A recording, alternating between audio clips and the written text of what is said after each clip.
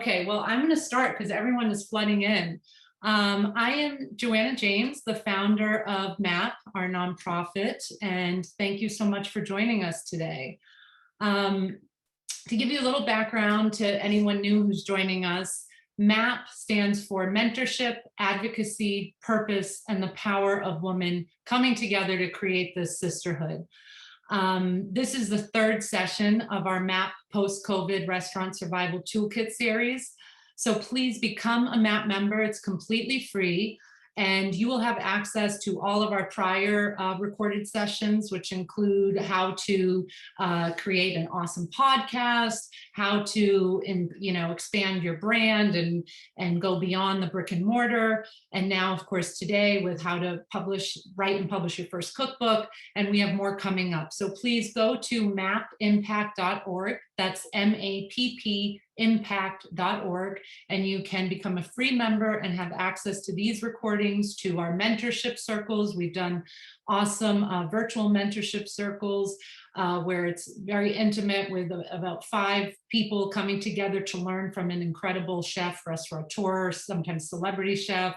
And of course, we do our live mentorship pairings, which is really important to us because that's a big part of what MAPP is all about, mentorship. We believe that pairing the right people together, making connections, that really will help women advance in their careers and prevent making the same mistake over and over.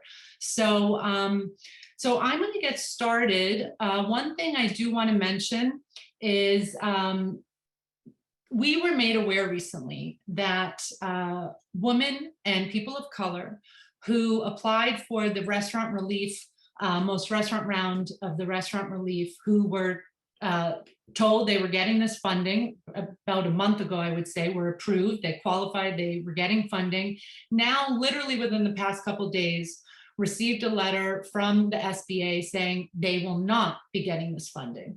I hope not many of you on here are any of these people, but unfortunately, I would be safe to say, I assume there are some joining us today who have experienced this. And so what we are doing is putting a link in the chat box here, because we all have to come together. This is part of our MAPP mission when it comes to advocacy, to standing up for each other, to helping one another in this industry. And basically, someone filed a lawsuit saying it was not, they didn't think it was right, and it's discriminatory to have priority status if you're a woman or person of color applying for these funds. Meanwhile, you didn't get any advantage. You didn't get to apply sooner. You're in line. Everyone was in line applying at the same time. And now what's happened is you are being discriminated upon because there's no way you can get these funds any longer. That is a fact. Even if they replenish the fund, you will not get the money that you were told you were going to get. So what we are trying to do is work with the Independent Restaurant Coalition to figure out what are your legal resources here to basically make sure that we remedy this. So we, number one, have to hear from you. If you are someone who received this letter from the SBA and we're told that you are no longer able to get this funding, please follow this Google chat form, send your information to us so we know who you are, and then we will all come together to see what the next course of action is. And we're going to be spreading the word on social media. We're reaching out to all of our partner organizations. So I'm sorry to digress a little bit here, but this is really important. This is just, it shows another really important reason as to why we're even in existence, MAPP. Why we're here working so hard to empower women in the hospitality and culinary industry, because this is an example of that women and people of color are considered second-class citizens, to say basically, no, you're not going to get this funding that you were qualified for, that you applied for, like any other small business owner. So we're working hard on that end. Please follow this link if you're experiencing this. And back to creating equity and inclusion, we want to thank one of our partners, Dough, a very new wine brand that has been an amazing partner. They are steeped in purpose, and they also work with the James Beard Foundation. And so we're really happy to have Dough on board. And now I would like to move right on to who our esteemed speakers are with us today, because I have a lot of questions for them. We want to take questions from all of you who are tuned in. So please be sure to drop your questions in the chat and we will get to them at the end of our conversation. And also please let all your friends know. I know many of you have asked if this is going to be recorded. It is. We will provide it to everyone, but we do ask that you become a free MAPP member. So just let your friends know and that you can all have access to this recorded session after.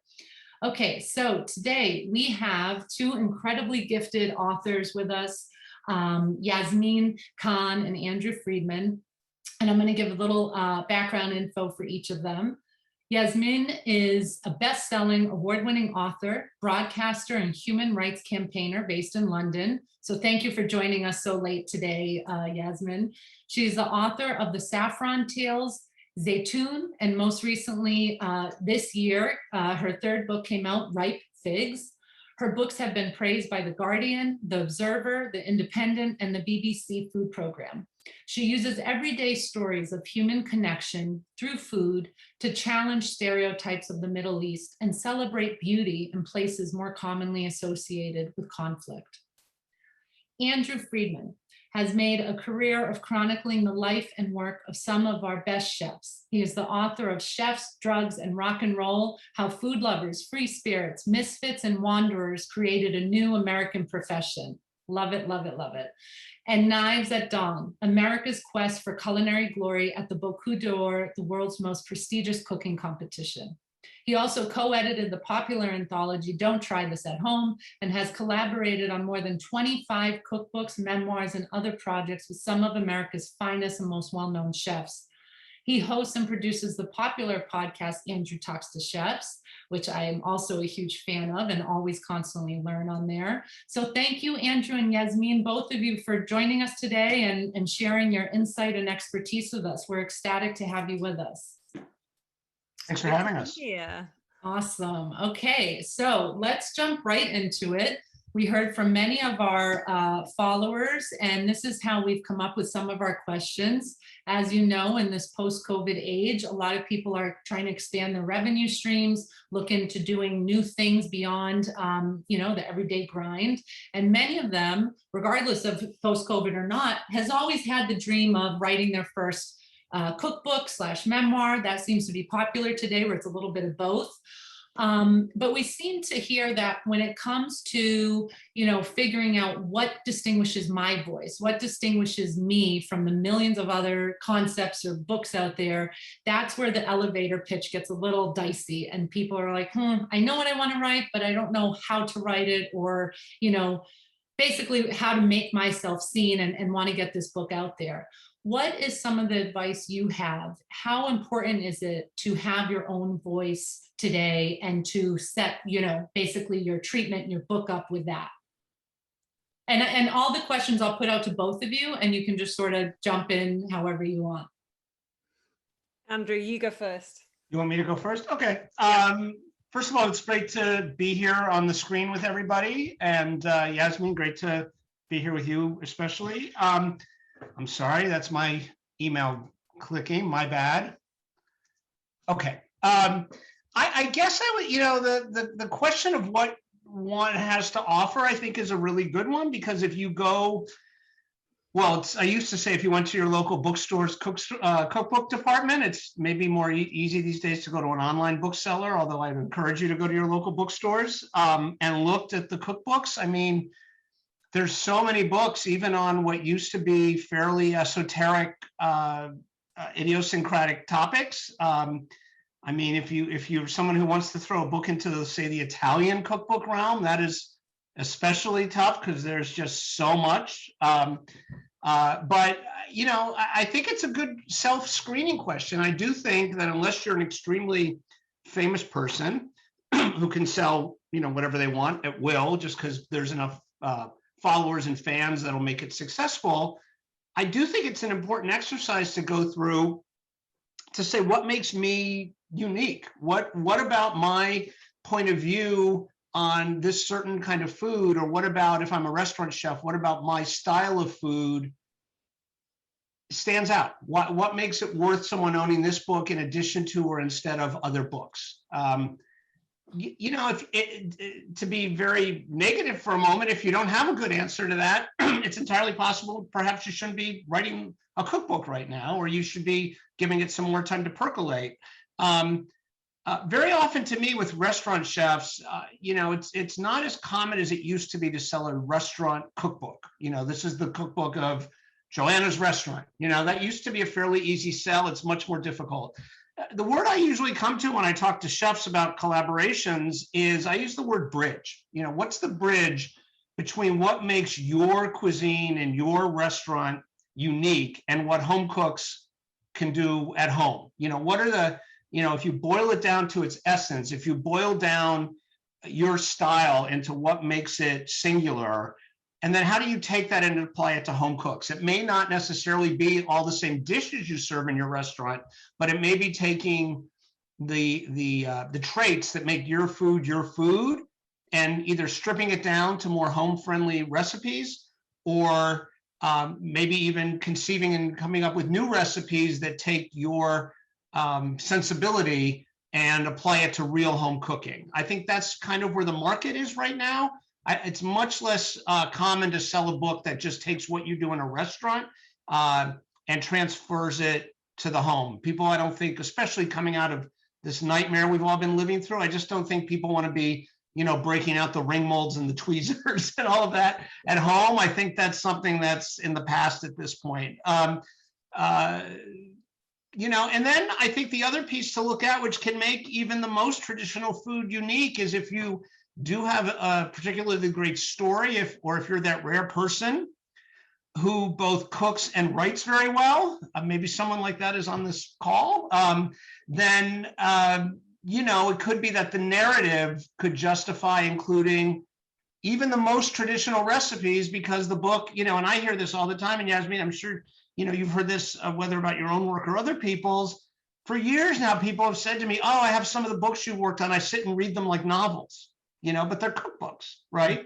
So that piece, if you are, I think it's probably less so. I know we're going to talk about ghostwriting at some point. I think it's less so the case if you're going to bring in a ghostwriter. But if you are someone who's able to write something that's almost journalistic or novelistic, or, you know, in some way professional caliber writing that's personal enough to you and lends itself to a book that's going to have recipes and photographs, I think that changes a lot of the rules about the recipe content.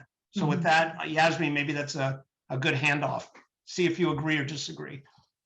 Yeah, absolutely. I'm going to just remove the speaker view so I don't have to stare at myself on a big screen and go back to gallery.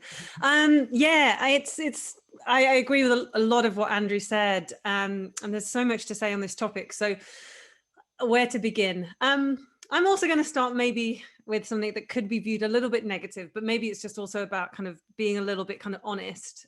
You know, I get a lot of people over many years now, you know, I want to write a cookbook, like give me some advice, da, da, da.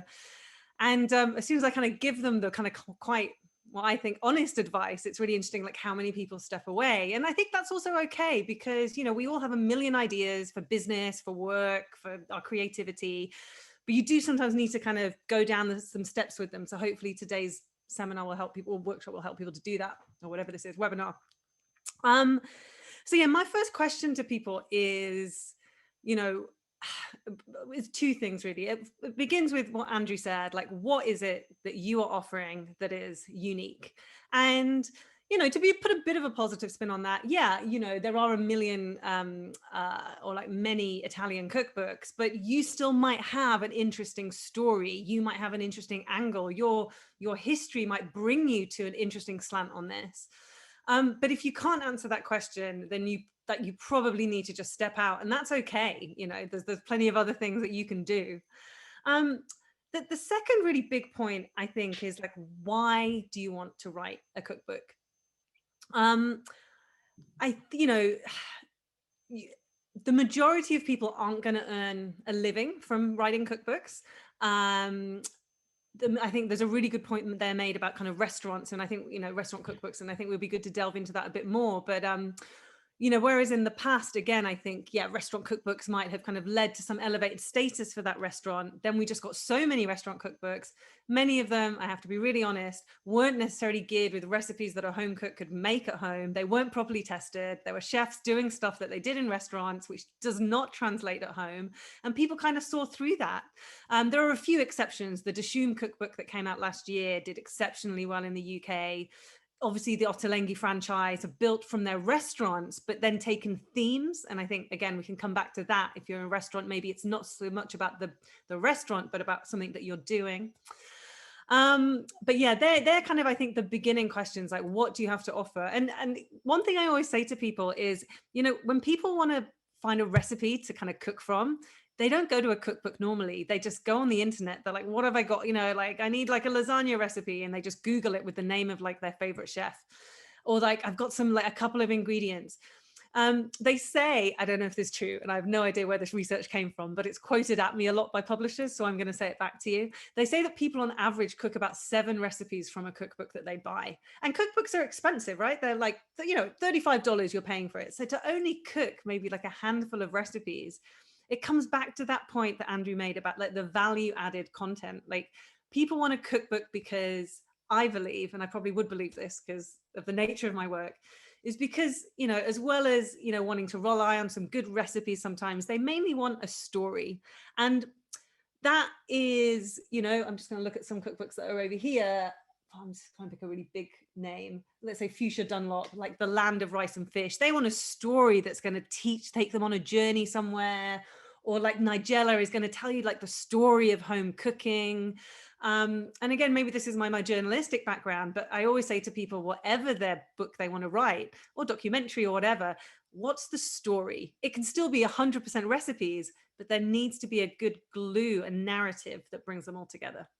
Yeah, and that brings me to the next question, because I agree. I think for me, with my cookbooks, they're really almost like a Bible, right? It's something you have there. You have some connection to the author or to the subject, like you said. Or sometimes even me, like I cook a lot of Greek cuisine, and you'd think I would have that down by now between my family and doing it for so long. But sometimes I like to just go back to that resource and make sure I'm doing it right. So I think it's also you're building that trust with someone, as opposed to just like going on Google, because then you're getting all these recipes and some are horrible, and you don't know which to trust or whatever. But so for the people who know, okay, this is what I want to write, I figured out, this is what makes my voice distinct and what I have to offer. Maybe they're going to write it themselves, or they found a ghostwriter, and we'll talk about that as well. But what is the next step if they are not in the industry in the sense of having an agent, or know who to reach out to when it comes to publishing it? Take us through the steps, walk us through the process of, do you write a treatment? Who do you pitch it to? What do you do as your next steps? And Yasmin, we can start with you first. Sure. So I do appreciate that US publishing is slightly different to the UK. And at the moment, for my first 3 books, it's probably going to change for the next one. I've done UK first and then gone to the US. But Andrew can kind of fill in any gaps. So yeah, the first step, I think, is to get something on paper, definitely. And that doesn't need to be a huge thing to begin with, I don't think. I think my first, sketches that you want to send to an agent, I mean, that, a synopsis of what the book is about. I always advise people to write the blurb on the back of a book. Like, the book is like, you've got to be able to nail that blurb for someone who can pick up, and you need to nail that in order to sell it to an agent and to get it in your head. So that is the first thing I ask people to write. And if that isn't engaging, then again, we need to think about why. Then, yeah, just you can very easily nowadays, I think, there's a great book called Will Write for Food by Diane.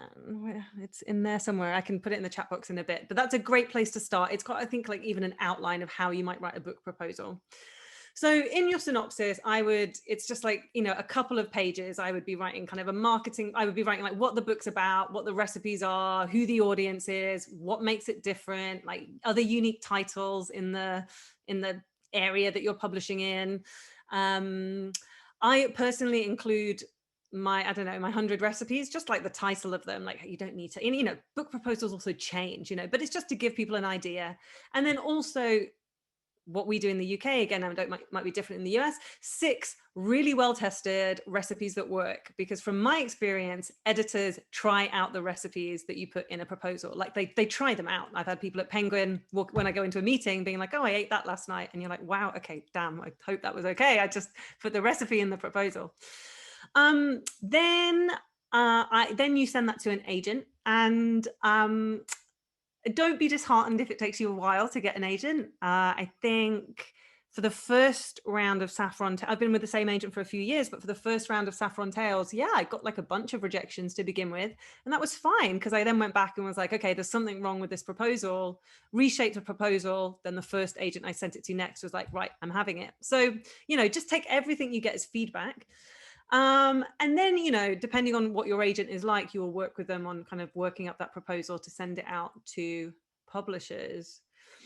I'll hand over to Andrew at this point, but what I would say is, and this is, you know, a debatable topic about how much writers nowadays need to have some kind of presence online or need to have some kind of platform before they get book deals. I don't know what to comment on this, because that was not my case. I don't think I even had an Instagram account when I pitched my book. That's fine. You know, I think a good idea, publishers can see it. And I wouldn't get too caught up in all of that other stuff, because I personally, maybe I'm a bit old fashioned or a bit older, but I do think that a good idea sells and a good idea is marketable, and all that other stuff can come afterwards. And an editor can see good writing, good recipes, good concept.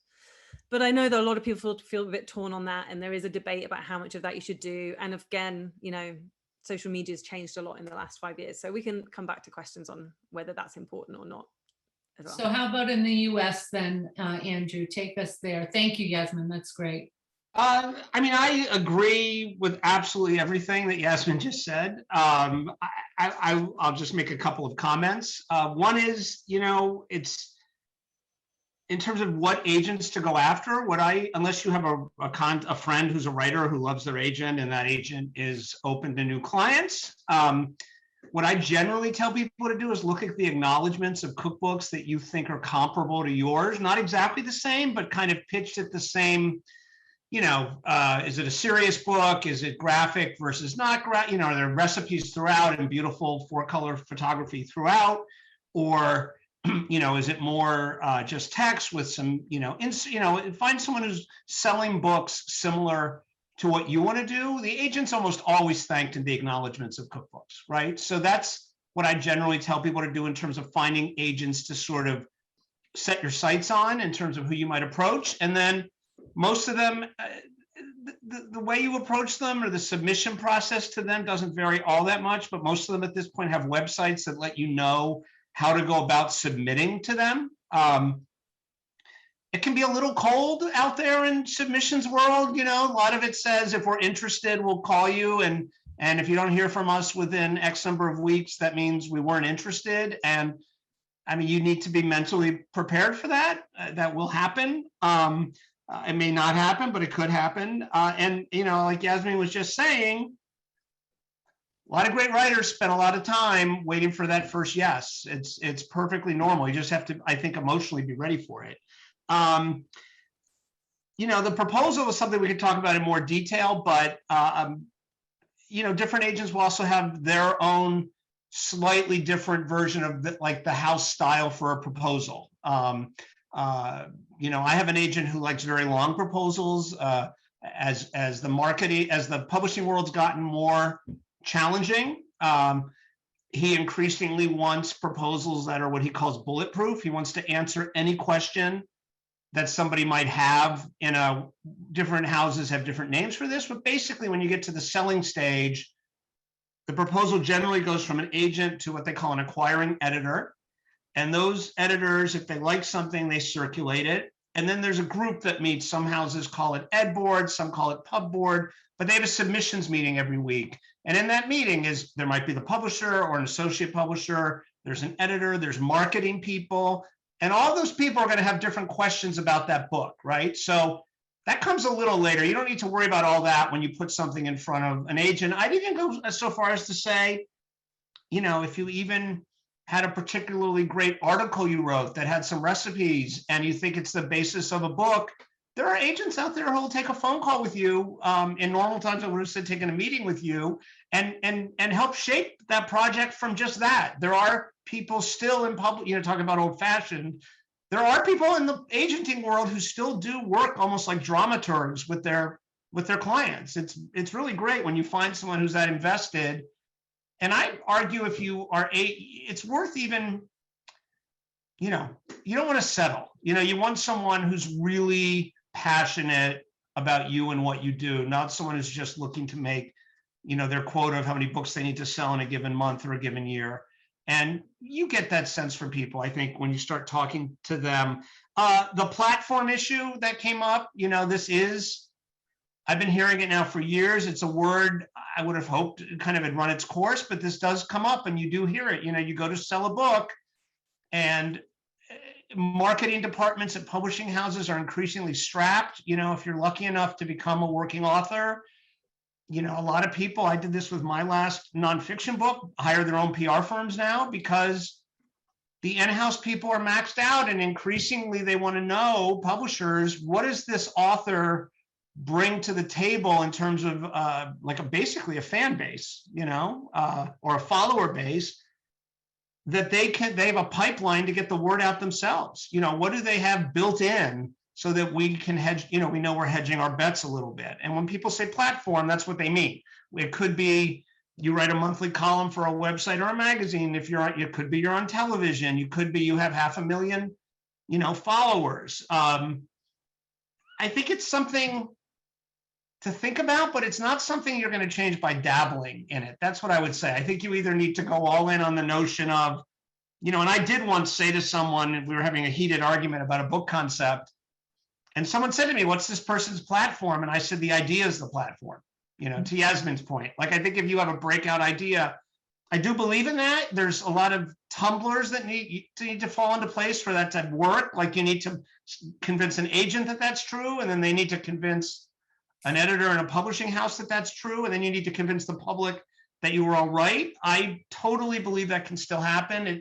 I don't think it's the easiest path, but we see it all the time. I mean, people do publish who aren't celebrities. Go ahead. Go ahead, Yasmin. Oh, wait, you're on mute. Unmute.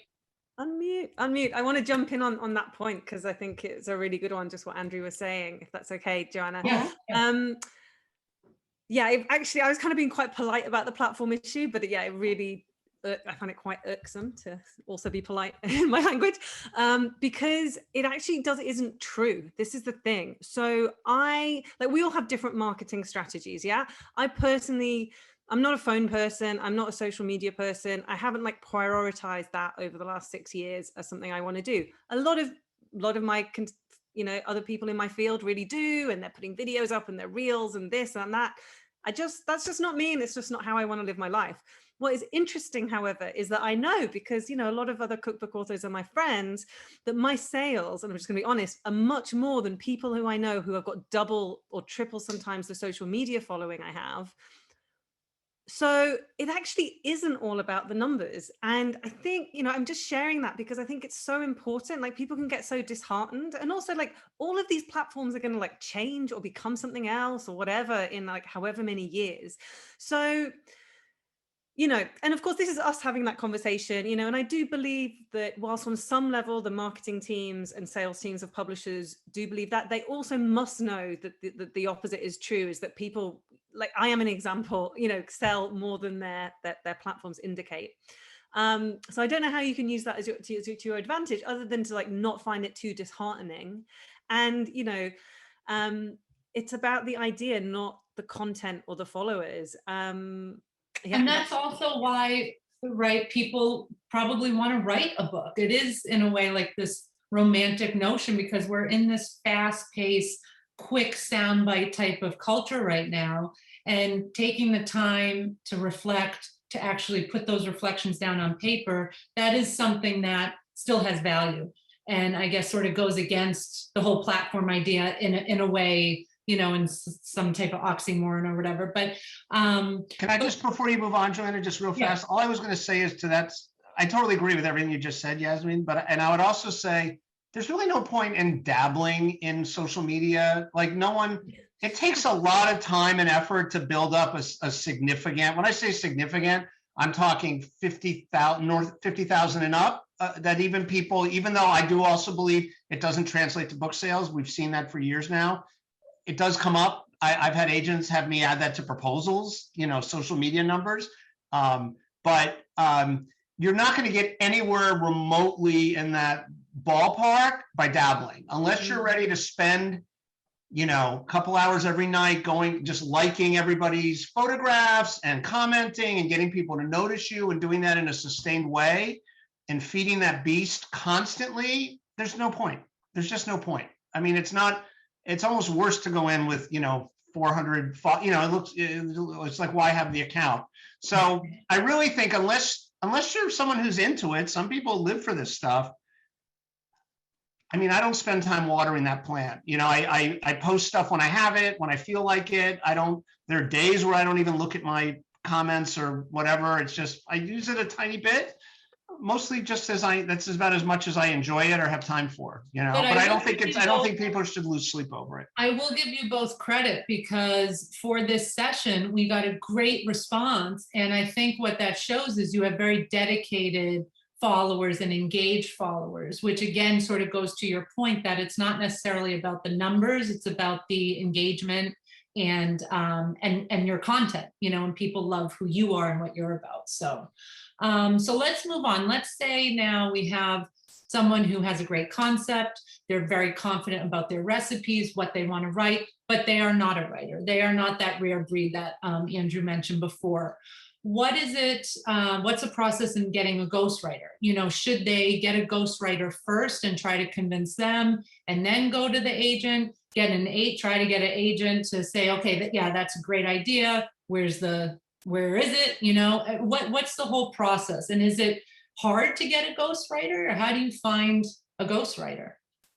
So is it cool if I take that one just because that's what you do. How I made my living for 10 years. I don't think it's hard to get, I mean, I don't think it's hard to get a ghostwriter. I mean, again, I go, you know, it's the same for me, the same way I well, there's a couple of ways. One is what I said about getting an agent, right? Find someone whose work you admire. It could be their work as a collaborator. It could also be someone who's never collaborated. If there's a writer, you know, very often that's true, especially for chefs. There may be writers out there that they feel have covered them in a particularly empathetic way, or who really get them. That can be a way to find somebody. You can reach out to someone whose writing style you think fits what you do. You can find the agent first, and oftentimes agents are happy to connect you with collaborators. That's something I would tell people, if I'm very honest, to be wary of, because I have seen situations where, certainly not my agency, but you know, an agency will very often try to, in the way that Hollywood agencies used to do what they called package, and try to get, like, you know, you have a movie, you have your screenwriter, you get a director that you represent, you get actors you represent, and almost lost in the shuffle is what's best for the project. And I've seen a lot of agencies that try to keep it in the family and only recommend collaborators that they represent. It ought to be the best collaborator for you. It doesn't need to be someone represented by the same agency. But that's, you know, and then it's basically, I always encourage people also to spend time with a possible collaborator. I think it's essential. I mean, you could talk about working styles and schedules and how you see the project, but this is someone you're going to spend a lot of time with. And I always encourage people, if you're in the same city, which I think is beneficial for a lot of reasons, working, especially on a cookbook, you know, you have to at least meet for a coffee. Or I haven't collaborated in several years on a cookbook, but I used to love going to, like, Kitchen Arts and Letters, which is a pretty famous culinary bookshop here in New York, and just or to the cookbook department of another bookstore, and just kind of looking at cookbooks with someone I was talking about working with, you know, and oh, what did you think of this book? And oh, maybe your book could look like this, or, you know, I think that's a really interesting dialogue to see if you're on the same wavelength. I don't know, Joanna, if you want me to get into it, but there's all kinds of ways of what the business of a Yes. collaboration looks like. I was going to ask you that because I think a lot of chefs who are interested in this will be curious. How does that break down financially too? Yeah. Well, I mean, this goes back to the question, to the comment Yasmin made early. I always ask people when they want to collaborate, why do you want to write a cookbook? If the first answer is money, I very often tell them, you're not, it's not going to be a life-changing amount of money. If you're going to write a cookbook, just to be completely, just brutally frank about it, 15% of probably 15% now. I don't know if there's any agencies anywhere that still just take 10, but 15% of off the top of all money you receive on the book is going to go to your agency. If you have photography in the book, you're going to spend tens of thousands of dollars on that. If you have a collaborator, sometimes you negotiate a flat fee up front. Sometimes you negotiate, if they help you with the proposal, a flat fee plus maybe a bonus if it sells for above a certain amount, if the advance is above a certain amount. And then sometimes it's a percentage, it can be, at this point in my career, if I collaborate on a cookbook, I become basically a business partner. And it's a 50-50 split. I also split all those expenses. Sometimes I've seen deals 35%. I mean, there's no one way to do it. And it really, as a writer, I think it's really important, if there's any writers on this call, to just kind of know what you feel your value is for the time. If you've never done a cookbook before, I'll tell you now, it's going to be at least double what you think it is, time-wise. To know what the fair compensation is. It's very hard to know. For any chefs or restaurant people thinking about a first cookbook, anticipating, unless you're, a huge name, not maybe the biggest advance in the world, I think a really good win-win way to go about finding the right writer for a project like that is to find a young writer who's interested in maybe doing books and is looking for that first credit. So maybe neither of you is going to make all that much money, but you get a well-written book and they get paid equitably for the project and they get that first credit and then they have something to show in the publishing world. Andrew, what would you say is for someone who's not a celebrity chef, but someone who, is going to who gets the agent to say, yes, this is a go. What's a fair advance, you think? I know that's such a hard, number. Well, the hard piece is unless your publisher is going to cover separately and have an art grant, they call it, and pay for the photography themselves. Usually you're not just delivering a manuscript for the book, the written book, you're usually also delivering the photographs, right? So you're paying for the book. The easiest way for me to explain this is the term advance, and tell me if I'm getting too much in the weeds here, Joanna, I won't be offended, but advance is shorthand for advance against royalties, right? So royalties are what you get as for each book sold, okay? They're advancing you that money for you to live while you're writing the book, although you're probably not just going to live on that money, but to pay you something, and to cover the expenses of the book. And in exchange for that, you have to deliver all the pieces, right? So, I mean, let's say not a crazy oversized book, but something bigger than a reading book that's graphic with photography throughout. Mm-hmm. For someone who's not a household name, I mean, 60 to 75,000, I think, US dollars would be not a bad advance. When you're done though with all those expenses I described, that money gets spent very quickly and you might get paid less. The other thing is there is often a dialogue. A lot of culinary people want big, beautiful books with color photography throughout. That costs money. The book itself costs more money to produce than, say, a book that's regular paper, not glossy paper with like 2 inserts of photographs, right? That's a considerably cheaper book to produce. You only have to deliver enough photographs to fill those pages. All the line expenses come down and they might be able to pay you a little bit more money. And there's a lot of moving pieces.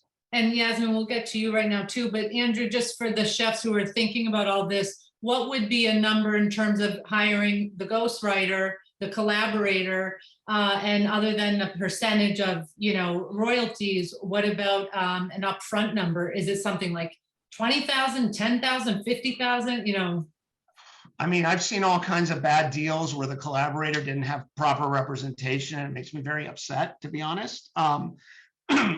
I don't think someone should be a collaborator probably for a book that got sold for something like what I just described for less than 25, maybe 25,000. It's very, very, very subjective. It's so much work. It is so much work. Because you're not just writing the book, you turn the book in and then your editor will send back global notes like, we'd like a little more of this, we'd like a little more of that. Can we have some more stories in the head notes? So you have to go through that whole stage. And then you go through copy editing, which is someone goes through the book with a fine-tooth comb and catches inconsistencies, and they have recipe questions and grammatical questions, and the collaborator is going to do that.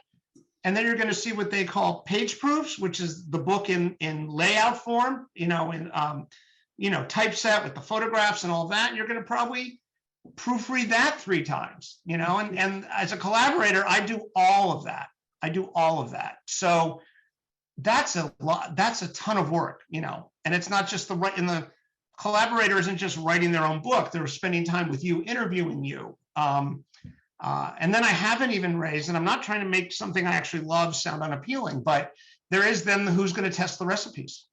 Is that your collaborator, or are you going to pay a recipe tester? That job alone for a cookbook with 100, 125 recipes, that's a $10,000, $12,000 job you're going to pay someone, So that's it. If your collaborator is going to do that, that should be worth more money if they're going to also test, it's a lot of work to put together a cookbook. So, collaborator, this goes back again to that question, why do you want to do the book? I think it's very defensible for chefs, for restaurants, for chefs that have, restaurants that are in operation right now, to do a book that they're going to break even on because it's such an incredible promotional tool. If you have a restaurant that's been open for 6 years, there's not a lot of reason for you to be in the press. All of a sudden you have a cookbook to promote. That's a new reason for morning shows to book you, for blogs to write about you, for people to Instagram about you. You get this whole huge shot in the arm from a publicity standpoint. So to me, it all goes back to that question. You as the primary author, why do you want to do it? And I think if that a lot of your own personal, is it worth it decision-making questions will flow out of that, if that makes sense. Yes. Yeah, and I'm sorry to be so long-winded, but there's a lot of nuance to everything. No, that was a lot of. I could go on about that topic for a while, but yeah. Yasmin, do you have anything you want to add to that, or do you want to go to the next question? I know you had some thoughts there, so. I did. No, I thought that was really comprehensive. I think one thing that we've kind of skirted over, and I know that the other questions that we might have don't kind of touch on this, but that Andrew just touched on briefly, is the whole issue around recipes as well, and how long recipe development takes, and how a lot of recipes in cookbooks don't work or aren't necessarily good. And I think it's really easy for someone who's like a good home cook or a good restaurateur to be like, oh yeah, the recipe bit's really easy. It isn't necessarily, it's very different being able to cook well yourself or cook in a restaurant to be able to write a recipe that people can follow at home. And I think that bit, there's a real craft to good recipe writing, and just because you're a great cook doesn't mean you have it. The other point I wanted to make, was Andrew made me laugh a lot actually. Whenever I tell friends, oh yeah, I submitted like the latest manuscript of my book, and then like 6 months on, I'm like, oh my god, my book, they're like, oh, but I thought you did that. I thought you finished it. And I was like, you thought I finished it? No, I'm working on edits for 6 months, and that's before you even get started on the publicity. It's now June. I had a book out. I've been publicizing books across 2 markets in the UK and the US since like March. I've been working full time, for like 3 months, like not being able to do other stuff. So it's really like a couple of years of quite a lot of work. And I just think, yeah, all of that, I think it's just really important for people to know that. Like I enjoy writing cookbooks, but I think people really underestimate the amount of sheer work it takes and how many moving parts there are.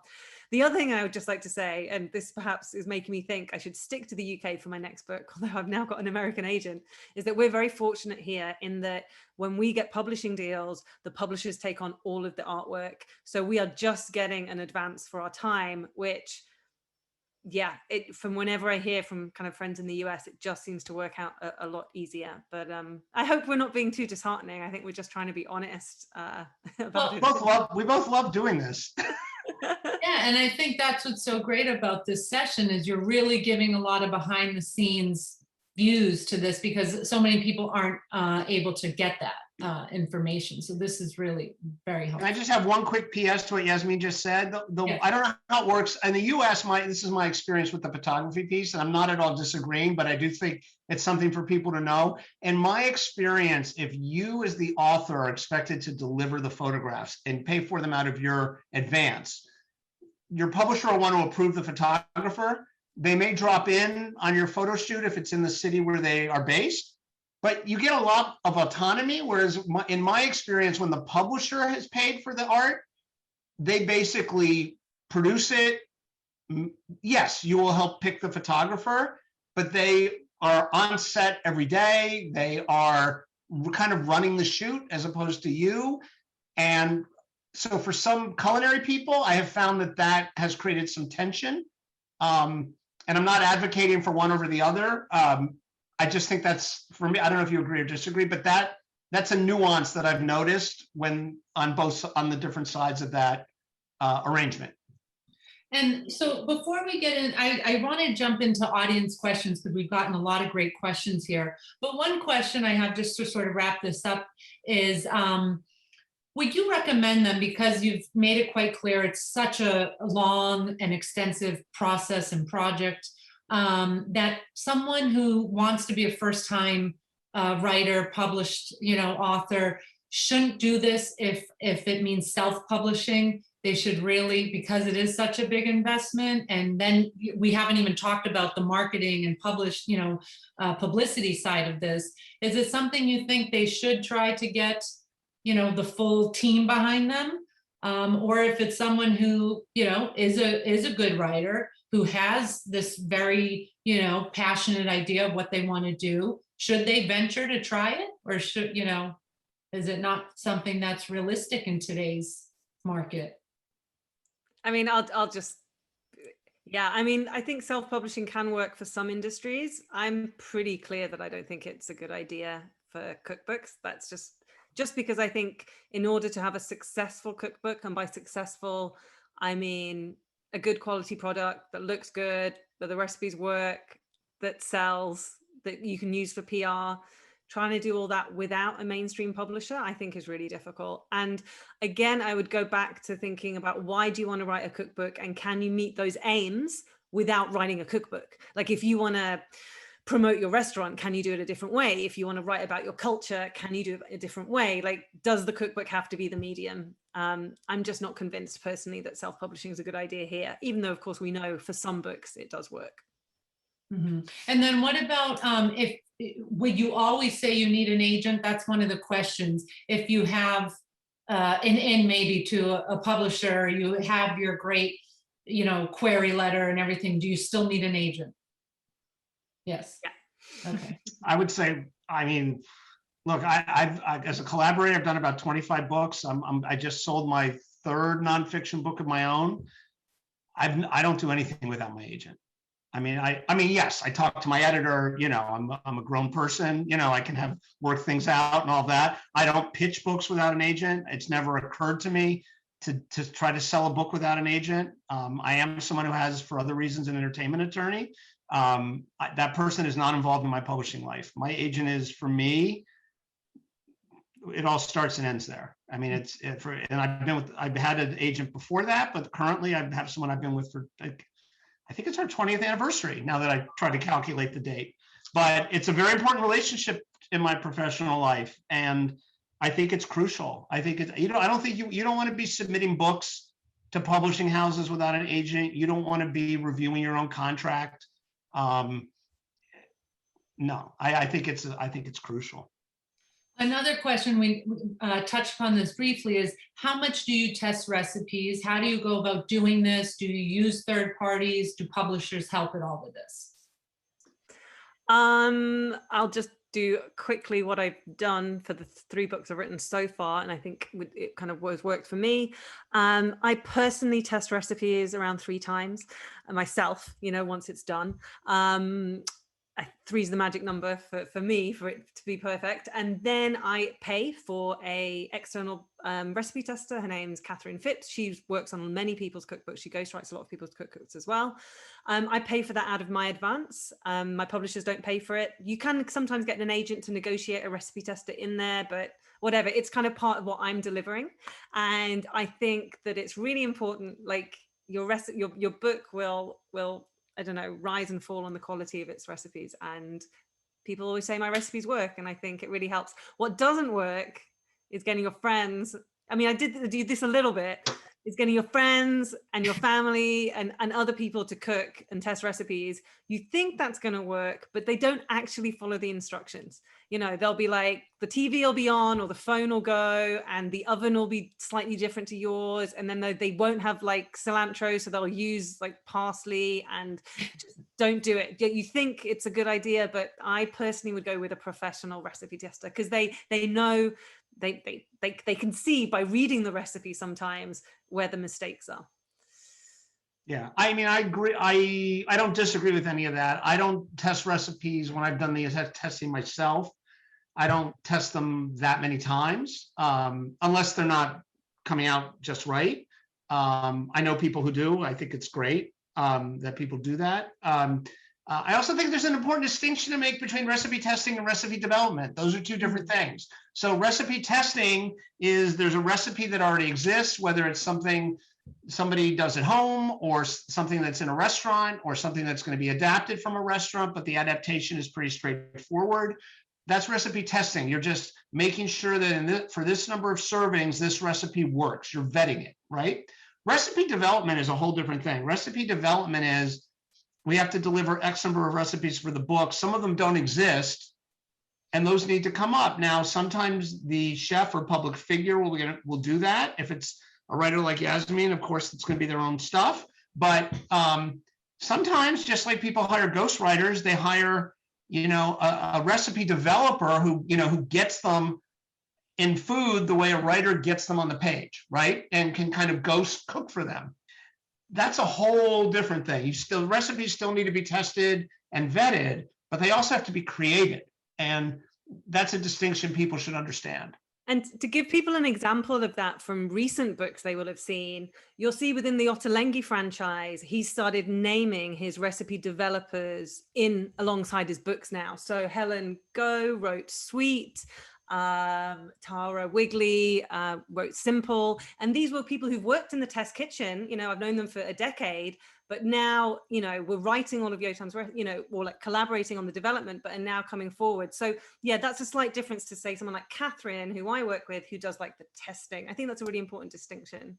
Well, yeah, and I just saw today that like David Chang and Priya Krishna have got like a book coming out, and I was just like, oh, okay. So did Priya write that? Did like who developed that? Like, he's a big name. He's chosen someone who's, well, I mean, she's obviously worked for the New York Times now, but you can see kind of those collaborations if you just look around now, like perhaps what me and Andrew have spoken about in practice. Mm-hmm.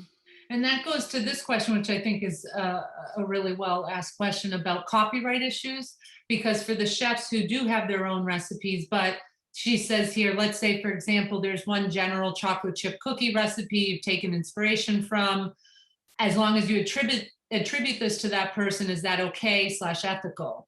With so many recipes constantly being posted, it's hard to know what's considered okay when it comes to copyright. What do you think about that when it comes to the recipes? Should I jump in on this one? Go for it. So, I mean, it's a thorny issue. It's an issue that's evolving constantly. I personally do not have a problem. Look, I'm doing a cookbook. I'm going to I need a gnocchi. I'm going to have a gnocchi dish. So I need the gnocchi itself, right? okay, if I'm in that position, what I personally will do is, unless I'm handed a recipe from the person I'm collaborating with, I will go look at half dozen maybe gnocchi recipes. I'll kind of see what the common ground is. I'll get a sense of a baseline recipe. That is one of those cases where there will be multiple, because then how do you make it your own, right? What people should be very careful of, first of all, you should not just lift someone's recipe outright. That's ethically not okay. It's also not okay to just take someone's recipe and change the quantity of one ingredient, by a tablespoon, and then feel like you got away with something. That's not okay. I would say be especially careful in this age when people, I had a thing happen years ago where I was editing a recipe with a chef, and there was a braised lamb shank I was being handed recipes by the tester, or emailed recipes. And I was reading this phrasing of how to braise the lamb shank, and the phrasing sounded so distinctive. And I'm like, why do I recognize that phrasing? And I think it talks about like rotating the shank, cooking it on each side, like about 60 seconds for each of 3 sides, right? That's a very weird thing. Well, I realized I had written that in a cookbook. Wow. So this person had gone and lifted cut and paste a based recipe online, put it in, and now the recipe itself had changed, but they accidentally left that language, that text in there, right? That is, you should just be real. I would advise not moving anything from document to document unless both those documents originated with you, because plagiarism is serious. I mean, plagiarism is a career-ending mistake, and even if it's an honest mistake, which can happen. So I'd be very cautious about that. But yeah, the chocolate chip cookie example is good. How different, go look at 20 published ones and you'll see a lot of commonality, but yours cannot be the same as another one. And I do think if you are borrowing things that make someone's recipe distinct, a combination, a fat that you usually don't find in that chocolate chip cookie, I do think it's proper. And I mean, for me, it would be obligatory to acknowledge the person you got that idea from. And I don't think there's anything wrong with that, as long as you're not lifting their recipe wholesale. I think this is a very important question too. There's so many questions, but I'm really sifting through ones that I think we haven't touched upon yet. If you're successful in pitching your concept, how do you advocate for yourself and your worth, especially as a woman of color, particularly if you don't have a large platform that is coming with you? Well, I think that's what a good agent is going to be wanting to do for you. So I wouldn't kind of worry too much or kind of start putting barriers in front of like a pitching idea before you've kind of got going. Like, the reason why there's an agent is that they're the ones who are going to be having, those conversations. They're the ones who are going to get editors to pick up the phone, and they're the ones that are going to get editors to meet you. And I don't know, this is that we've kind of been quite negative or realistic, but this is also kind of fun. This is like writing a cookbook. This is any kind of creative arts, and I'm a big believer that if you really want a project to come into fruition, and if you're passionate about it, and if you're excited about it, then other people you speak to are going to be excited about it, right? There's something about excitement that is infectious, that is something about believing in yourself that means that other people are going to believe in you. So yes, of course, we live in a society where there are structural discriminations that go on, but I also don't want us to kind of go into a pitching process with that at the forefront of our minds, because that's why you've got an agent, and that's why you're doing a book, because you believe in it. What about regarding the agent? We didn't really talk about that. Is there like a standard agent fee, or is that also very all over the place? Would it be like a certain percentage? Yeah, 15%. 15%. Okay.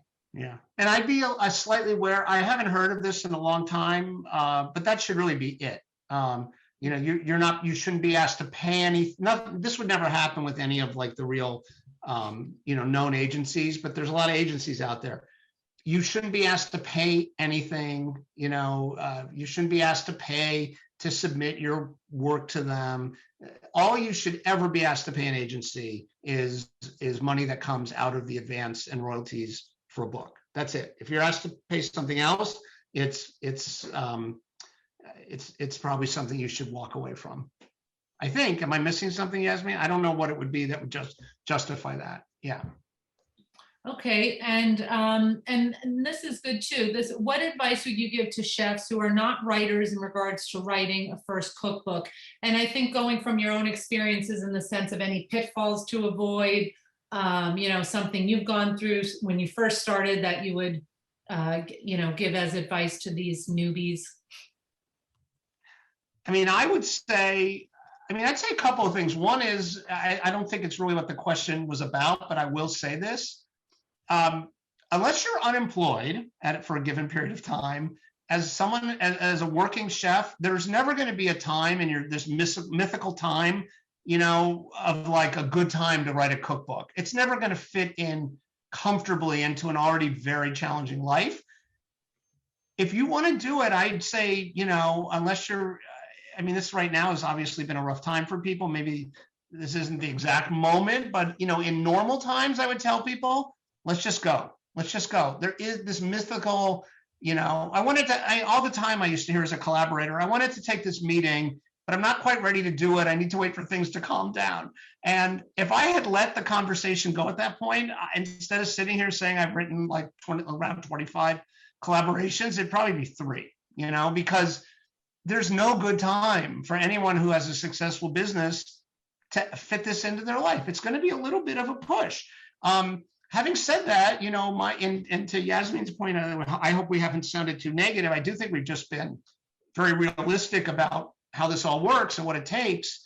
A lot of chefs I know found, the cookbook process to be, a nice distraction, a way to develop, maybe not in your first book, but certainly in your second, when you've cashed in your repertoire in the first, a good opportunity to develop some new things. They enjoy the process of either writing or being interviewed and having someone write like their biographical sections and reliving their career in this, in this way and sharing that. And they also, it's a visual thing putting a book together, assuming you have photography in it. So, they also really get into that process. They love when you get your first, what they call the proof pages, and seeing it and giving notes on that and working with the art director, and all that stuff. So I do think it's often kind of like a nice shot of adrenaline into the routine. It does take time, but I think very often chefs are energized by that. I've definitely worked with chefs where things that came up in the development of the book were going on the restaurant menu in real time, a year before the book came out.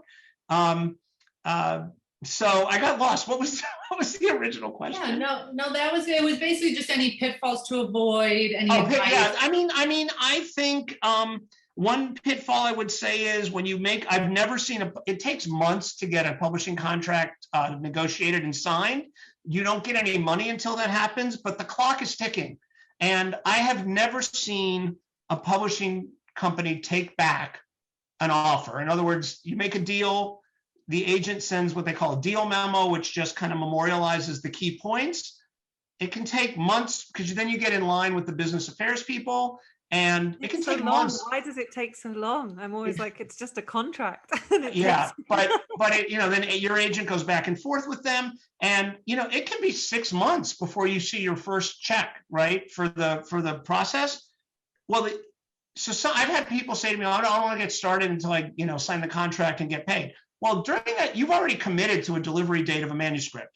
The only person you're hurting by waiting is yourself. And I always tell people, you sell a book, they're going to say we want it in it usually between a year and 15 months. They want their manuscript.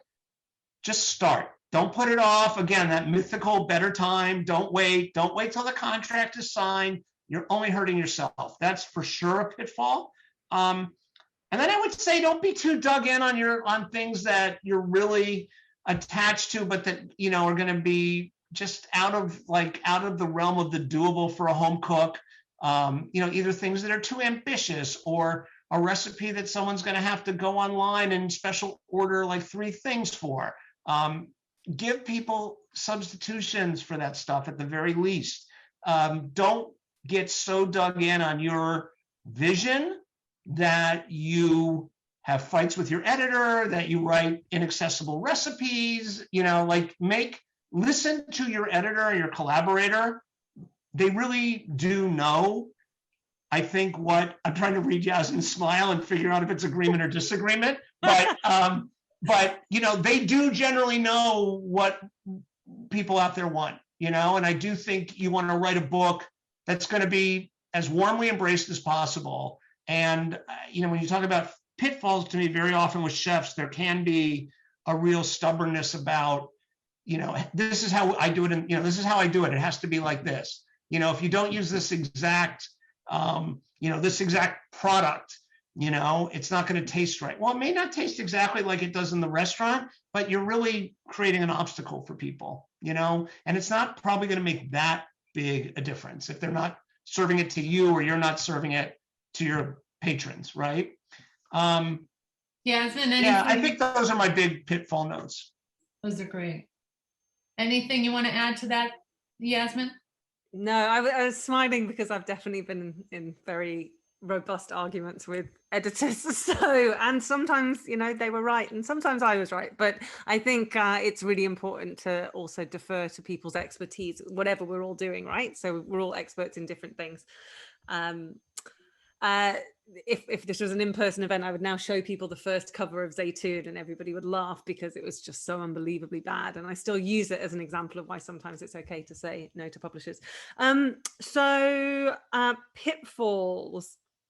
Now, I'm not sure I've got anything to add other than it's always going to take, I think this time issue is really important to kind of note that it is so labor intensive. And you will always underestimate how labor intensive it is. Even every time I start a book, even I underestimate it, even though I've gone through so many of them.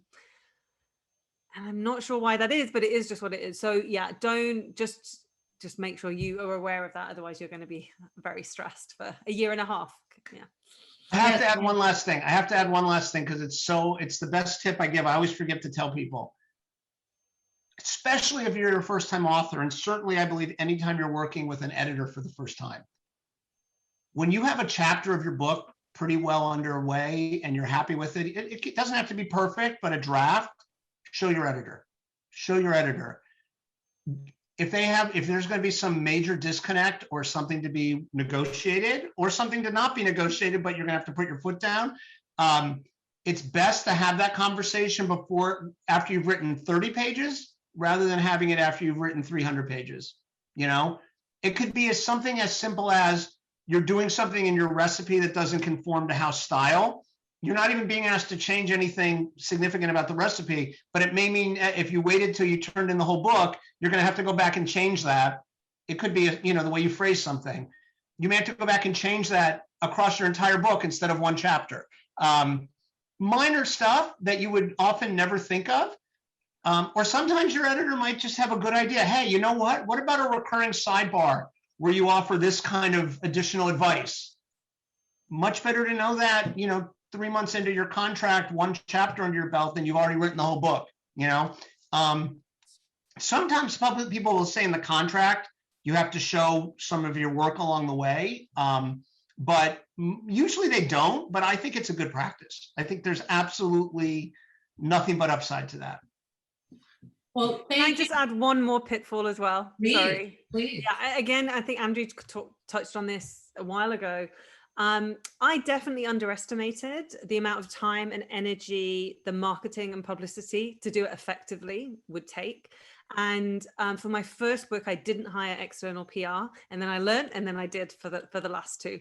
And the first book still did well. Like, it was very critically acclaimed. New York Times, Wall Street Journal, like best cookbooks of the year. But it doesn't translate into sales unless you have a really robust PR machine. And I think, again, a lot of people think writing the book is the thing, and it's part of the thing. But actually getting that book out there and promoting it, it's something that certainly I think you have to put a lot of work into. But is that something that your agent could negotiate with the publishing house to ensure that they're also going to spend enough money or put in enough time on their teams to put towards marketing? I think your agent can do that. The reality is a publisher, is going to want, you can tell how much money a publisher is going to probably like spend on your PR based on how much advance you get, right? Because it's all about what money they're going to make back. So traditionally, I think on your first book, you're a bet for them. Like, is it going to work? Is it not? They don't mind taking a hit. Publishers are very happy with losing money. This is also something I didn't realize. Again, I'm very lucky. I've earned royalties for all my books. I've not put them in that position, but you'd be surprised how willing they are for like to spend a lot of time and money on a book and then, for it not to be the thing that they're pushing out. It all comes down to the advance that you're negotiating. And I think, once you have a reputation, then people know that they're going to spend more time and invest in you. But even so, Andrew pointed this out earlier, I absolutely love my PR at Norton. They're absolutely incredible. But they're overstretched and they've got a lot on. So it just, it's just always helpful to bring another team in as well. It doesn't stop them doing a great job. It just means that you're adding more people to the team. Definitely. So Joanna, can I you also personally need to sorry. put budget aside for that as well. So that is part of your, budget. Yeah, I mean, the only thing I did used to see or hear, I guess I probably used to hear about, celebrities who are people who are on television and they would get it written into their contract that like an outside agency would be hired, for 6 months. I mean, you're talking tens of thousands of dollars. That's a massive commitment that publishers just aren't going to make for most books. I totally agree with the comment that Yasmin made that, how much they advanced you is a great predictor of how much of their very limited. Don't beat up on your PR people. They are overworked. But how much of the pie of that person's time you are going to receive is, I believe, directly proportionate to how your advance, lines up against other authors. Can I just say before we're done, and I think this is true of a lot of authors, people can see in the posts you guys did for this event. People are welcome to DM me. To be honest, I don't have time to read probably. To be honest, I'm always happy to answer questions. I talk to aspiring writers either by message or sometimes on the phone, or if they're in New York, I've met them forever. For 20 years now. I think people would also be very surprised how receptive most writers, there's definitely some less generous people, but it's a very generous community. And reach out to, if there's a writer you admire, if you want advice, if you want to ask questions. I think people are pretty happy to share. They were all where you all are at some point, in their careers, like wanting to do the first book, not knowing the first thing about it. I think it's become a much nicer community than it. One of the reasons I do it is when I started, I got a lot of attitude, like, how did this guy get in the door? But I'm always happy within reason. I can't get you an agent. I can't give you notes on your, I just can't. I'm just being, but questions or general advice, reach out. And I know a lot of writers who have said, like, I've had writers on my podcast who have said, if anyone out there is listening, reach out to me. It's I think a very, on balance, a very generous community. And most people whose names are within 10 years of their, break, and they remember and they're happy to talk, So I would encourage people to do that. You were so generous, both of you, for doing this today, we went way over our normal allotted time. So it shows how generous you are, and you really are so passionate about what you do, and obviously so amazing at what you do. Your line of work speaks for itself. So thank you so much for really sharing all this with our listeners. It was a great crowd who tuned in. And this is a recorded session. I think you really hit on most of the questions that were asked about agents, writing, all of this. So we're going to provide this to everyone so they can rewatch, take notes, share it with friends. So thank you really so much. I do want to also give you an opportunity. Whenever I listen to your podcast, Andrew, it's just so, I'm always learning, and I love hearing from your interviews. So is there any plugs you all want to make? I want to hear from you, Yasmin, for Ripe Figs, but Andrew, talk to us. Where can people find you, your books? Oh, I mean, thanks. Well, it's funny. You and I met on my podcast. That's how I Yes. got here today. I invited you on my show when your movie came out. And it was one of the best podcasts I did. I always say Oh, that because it was well, just thank such a you. great conversation, and people who tune in, I think, get that. You're just so Well, conversational. Oh, well, thank you. I also think it was like a month before the lockdown, if I'm not mistaken, but Yeah. it wasn't long before. Thanks for asking. I mean, honestly, the one-stop shopping for me is the website for my show, which is andrewtalkstochefs.com. It has all my books there. It's not a retail site, but it'll point you to where you can do that.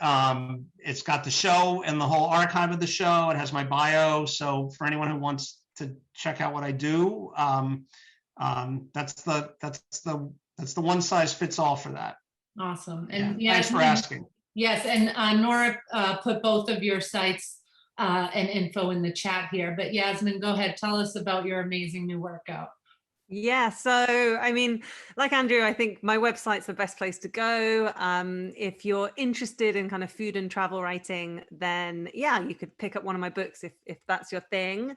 I've written 3 mainly about Middle Eastern and Eastern Mediterranean food, the Saffron Tales, Zaitoun, and Ripe Figs. And I just put the name of a book that I really recommend called Will Write for Food by Diane Jacobs. It's really good if you want to write about food. Like, I really used it. I feel like a new edition just came out, and she did an event at Omnivore Books last night. I feel like she's got a new edition out. So get yourself a copy of that, because it's a very practical way about all the different ways that you can write about food. Yeah, so that's it, and I hope to be back in the US for a few months this fall, so maybe see some of you in person somewhere. Nice. This is my hope that we are moving towards that. In parting, I just want to say a couple things. Please follow us at MAPP Impact on social media, MAPP Impact, or also A Fine Line Movie. That's where we post all of these resources and upcoming dates. We have our last session coming up, which is sort of the opposite of what we've been talking about, but social media and how to grow your brand online. So join us for that, the end of the month.